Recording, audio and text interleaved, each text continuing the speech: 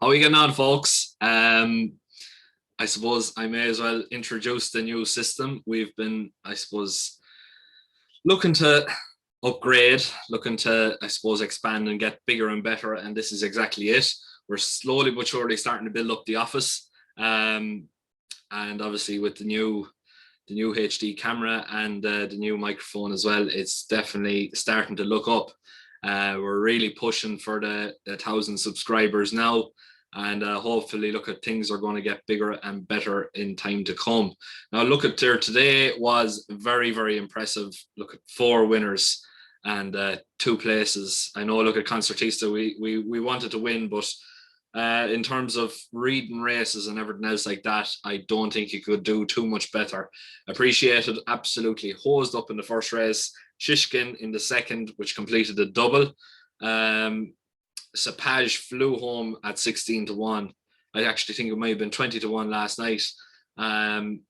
Honeysuckle, what can we say? Nap of the day. That was very, very impressive. I honestly cannot understand how people were writing her off and saying that she wasn't going to be good enough for a champion hurdle. Like she's top class. Like realistically, I'll be straight up and honest. I actually got very, very emotional looking at her just going over the last hurdle.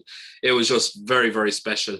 Um, Obviously, look at Concertista couldn't back up the next best, and Galvin then at the last 7-4, 7-2 winner. Very, very impressive altogether. But look at in terms of profit and loss, you couldn't have been not in profit by the way we called races there today. It set us up nicely going into the week. Tomorrow is definitely looking like a very, very nice day. Some fairly big prices in here as well. And look at hopefully we'll be able to get I suppose a similar enough result now as we did there today. First race off the 120, and this one here is the Ballymore. And look at it's a very, very tight contest. Bob Ollinger is more than likely going to go off favourite, and rightly so. But we're going to be going for a little bit more value here now, folks. We're going to be looking at potentially one that's very closely marked to him, and I suppose in terms of form and everything else like that, but realistically has a better price. And this one here, I cannot look past Brave Man's Game for Paul Nichols and Harry Cobden, currently priced in around 7-2. And look at this one here is definitely very, very interesting. Realistically, when you look at down through the key stats and the key trials, he's rating the very same as Bob Ollinger, but for Bob Ollinger, you're getting 11-8. Whereas Brave Man's Game, you're getting 7-2. So it doesn't go without saying, like the value is definitely there. As well as that, with Brave Man's Game, he's going for a four-timer there. His first win was in Exeter in the 3rd of November on good ground. The next one then was in Newbury in November. I think I said November, didn't I? Yeah, I think I said November for both of them. Newbury then on the 27th of November on good ground, and then December the 29th on soft ground. That was in Newbury as well. So realistically, it generally looks to be a fairly solid, fairly consistent, just overall big player. When you look at what Paul Nichols said about the horse earlier on this week, he said is more than likely going to be his main chance of a winner, and he said it's his most likely winner of the festival. So when you think about it that way, he obviously has the horse in great form. He obviously he's closely matched with Bob Ollinger. In terms of key trials, he's won one as well as Bob Ollinger winning one. And in my just personal opinion, I think this Brave Man's Game is very much underlooked, and at a price of 7-2, it's definitely very much worthwhile. 155 then, and this is the Brown Advisory, and realistically you cannot look past Monkfish here. I am absolutely in awe of this horse. He is just so fantastic in terms of capability, potential, jumping ability, everything else like that. He's undefeated, and rightly so. Actually a former winner of my local Pint to Pint in Stolen.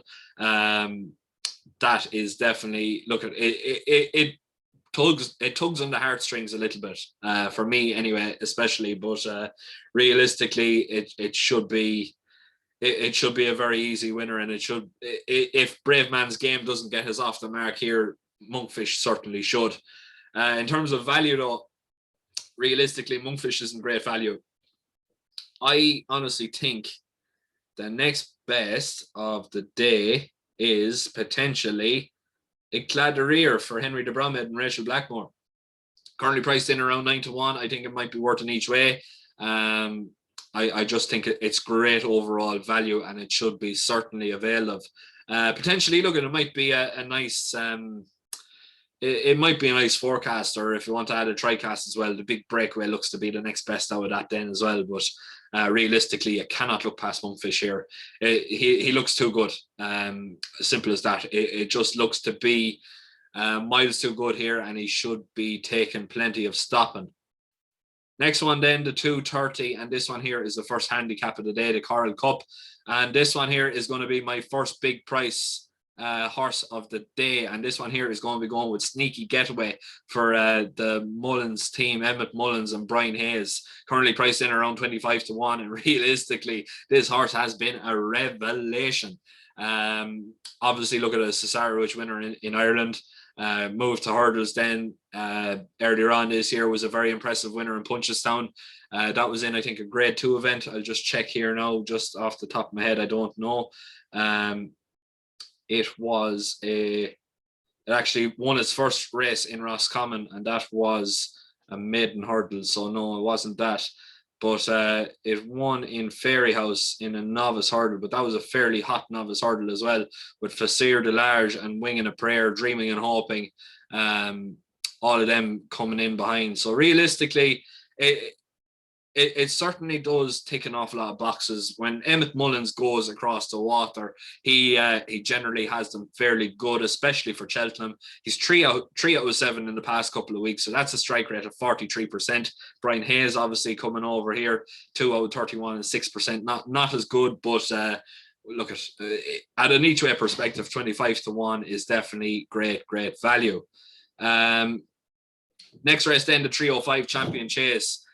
This one here, I am going to be going with the each way perspective of Put the Kettle On at 17-2.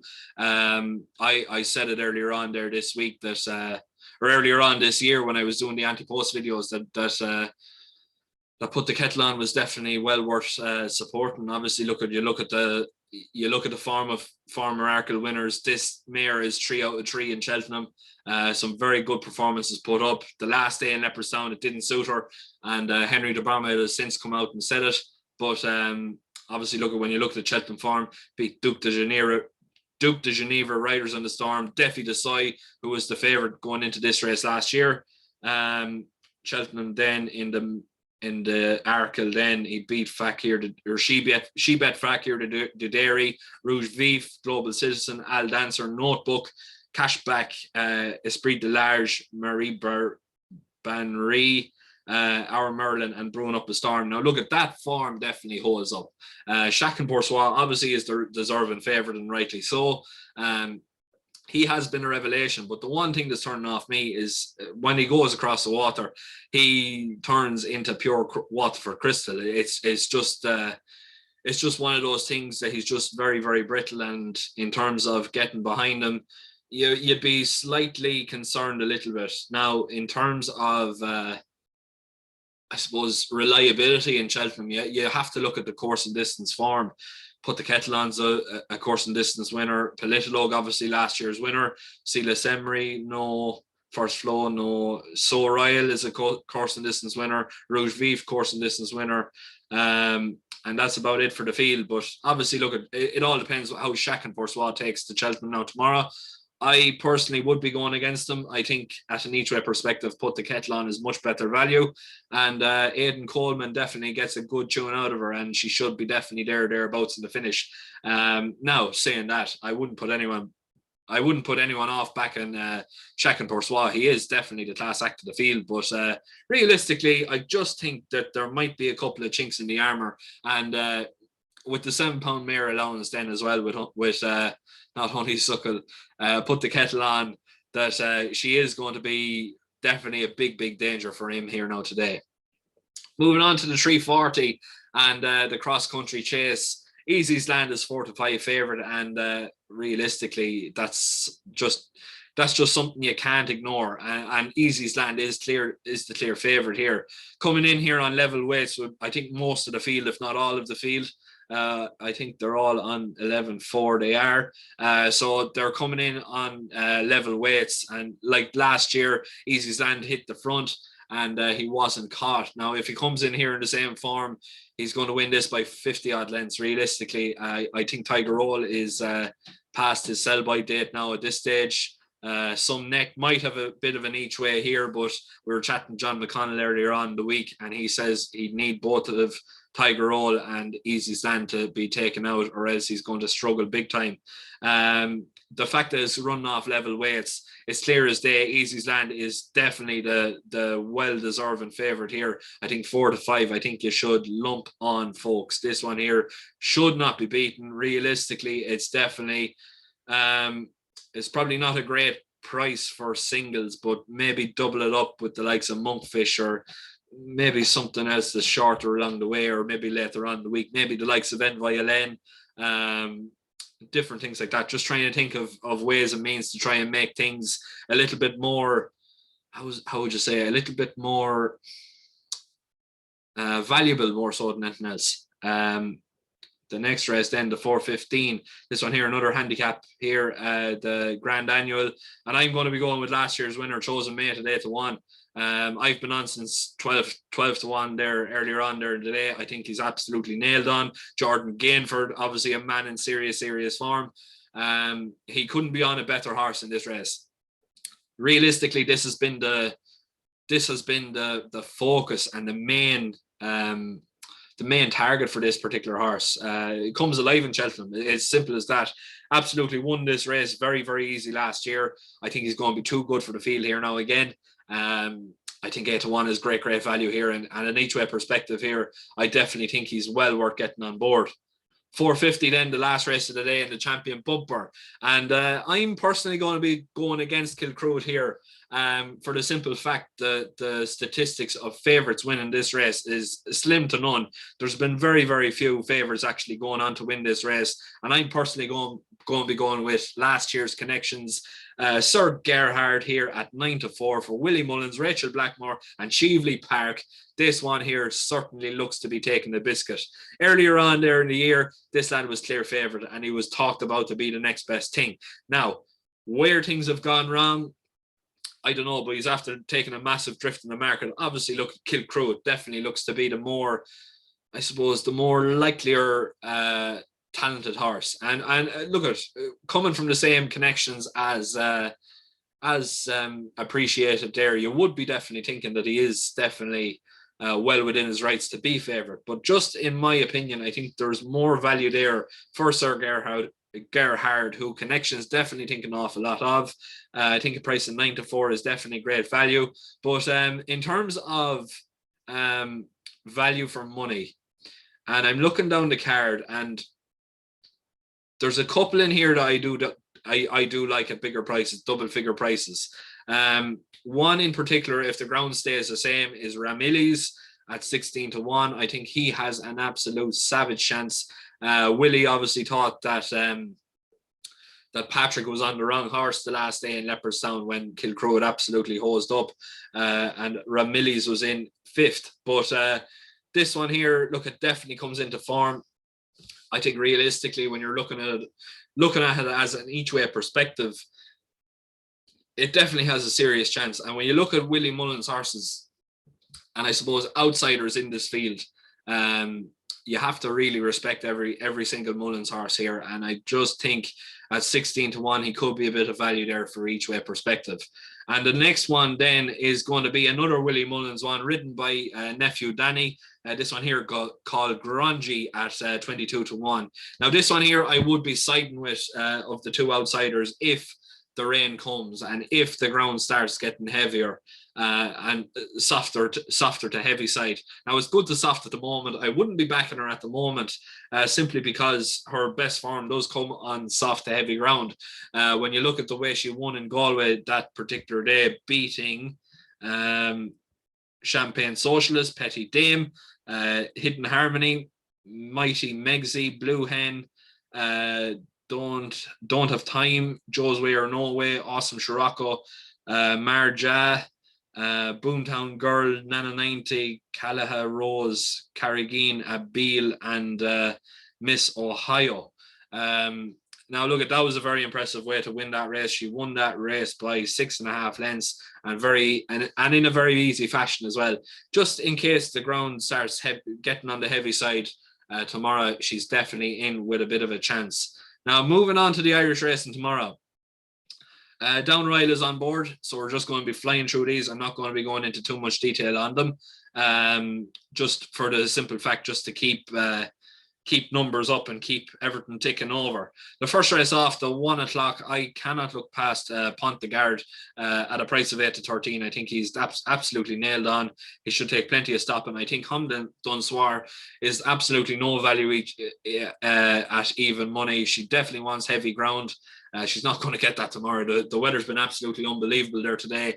And in terms of, I suppose, potential and I suppose overall capability, this Pont de Garde is definitely the one to be on, in my personal opinion, being second behind Eglantine de Mon for Willie Mullins, who definitely does look to be a very nice sort.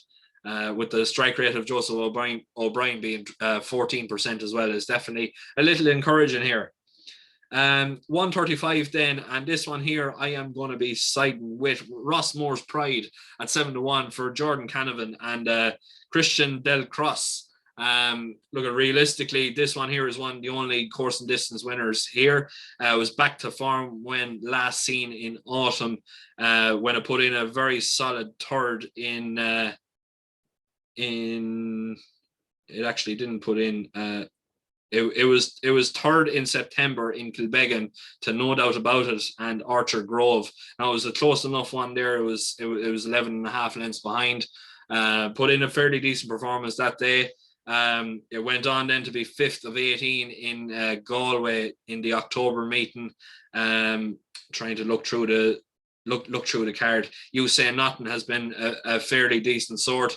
That was 5 lengths behind him the last day. Flight of Magade, I think, has been fairly decent as well. It might have put in a third or something. Yeah, it put in a third recently there enough. Echoes of Family Still Alive, Working Capital.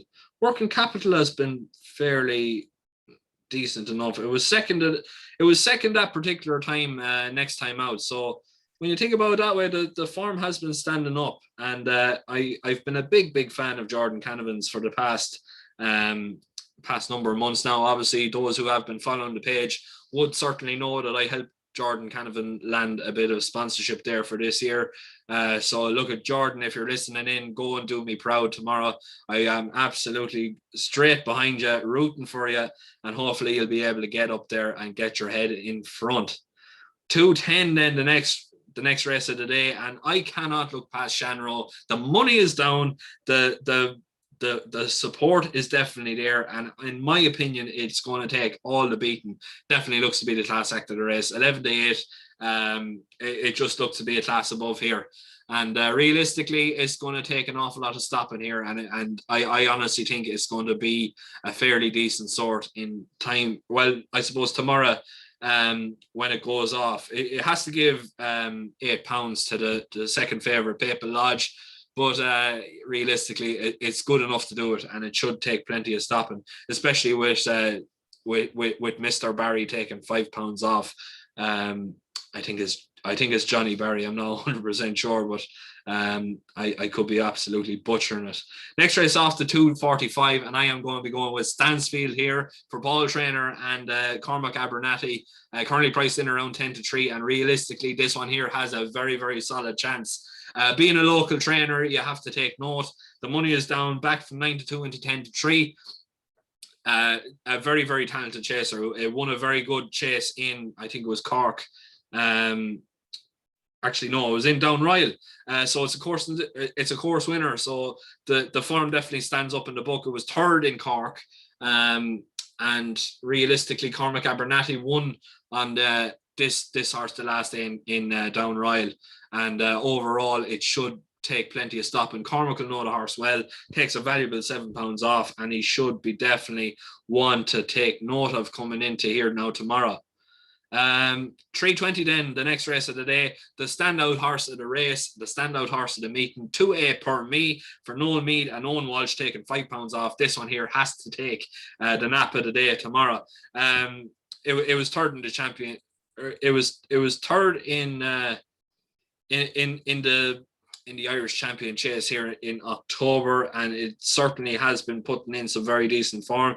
Obviously third behind the Storyteller and Chris's Dream. In behind it then, Paisley or Presenting Percy, Delta Work, Snow Falcon, Balco the Flow, Raven Hill and Alpha de Zobo. Realistically, that form stands out a country mile. When you put all things into perspective, this horse here definitely comes in here in great form. Noel Mead obviously had a very big price winner there today in Cheltenham. He's going to want to do it again here now tomorrow, and a price of 5-4. That is my nap of the day. 3:55, and this one here is going to be the patron pick of the day, so I won't be covering it, but I am very, very confident in that selection as well at a fairly nice price. 4:30 then, the last race of the day, and the last race that we are going to be covering is going to be going to the Mean Queen for Kerry Bryan and John James O'Neill, claiming £7 off. Now this one here, I'm just looking through the form here, it was a very good second last time out to Sace Gold. Ahead of that was Air Square, No Fame, No Game, Sarah Secret, Carlotan, I think I might be butchering that now, I'm not 100% sure. De Niro Falso and Sunshine Beach were the ones in behind. But when you look at the form against Sace Gold, obviously Sace Gold put in a very decent performance there last weekend. Just unlucky not to get its head in front, but realistically, that horse is a grade 3 standard, maybe grade 2, possibly even grade 1. But this field is meeting here now tomorrow. It should be definitely good enough for Kerry Bryan to get her head in front. I really, really hope she does. She's going back to America fairly soon, and it would be absolutely lovely just to see her getting her head in front, especially the fact that she'll be heading back to the America soon. But look, that's all I have for tomorrow. I hope I didn't butcher this now for the first time. Obviously doing it in new surroundings, I'm a little bit shaky, so please understand that. Please make sure to keep liking, sharing and subscribing. For those who want to get on board the Patreon, I leave a link in the description below. It's €10 a month, but unfortunately you're not going to be entered into the Cheltenham tipping competition that we have up and running. I still have to do the calculation for the scores there now, but some people are going to be very, very happy. Lots of winners got out of that. And thanks again. Please make sure to keep liking, sharing and subscribing. And I really, really hope you're starting to enjoy the content. Thank you very much, folks.